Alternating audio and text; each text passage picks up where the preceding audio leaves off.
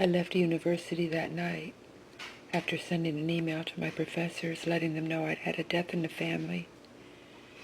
It was a long 3-hour drive, but when I pulled into the dark driveway of what had been Auntie Bells' home, I knew I'd made the right choice.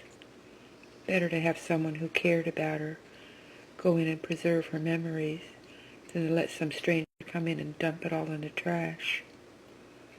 Auntie Bells' house was as tired and old as she had been. Years of poor upkeep had left it sagging and rotting in numerous places. I'd never been so close to it before, and had never known how deeply the disrepair had run. Even knowing that she lived in less than ideal conditions hadn't prepared me for this. Getting inside was easier than I had expected. The lock on the back door was broken, I assumed from the wellness check. I let myself in. The smell wasn't like anything I'd ever experienced before. I realized it was garbage and decay. With my phone held up like a flashlight, I picked my way carefully through the kitchen, stepping over mounds of trash and junk. The living room was a similar state, a hoarder's paradise of discarded containers and the kind of riffraff you'd find on the side of the road. The air felt heavy, greasy.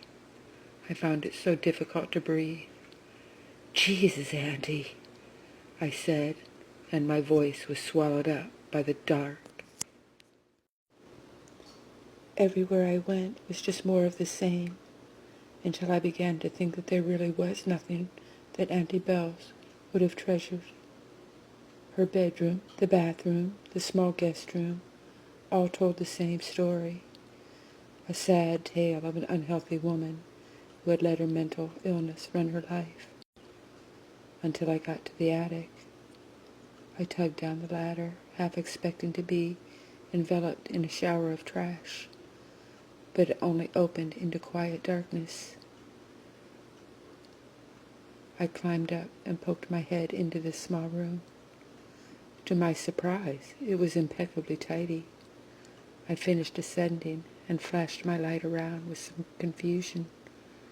Maybe she'd been too old to climb the ladder, and it had escaped her hoarding, I thought, but there was no dust up here, no spider webs or animal droppings. It was the only clean room in the house. It was also the most unsettling.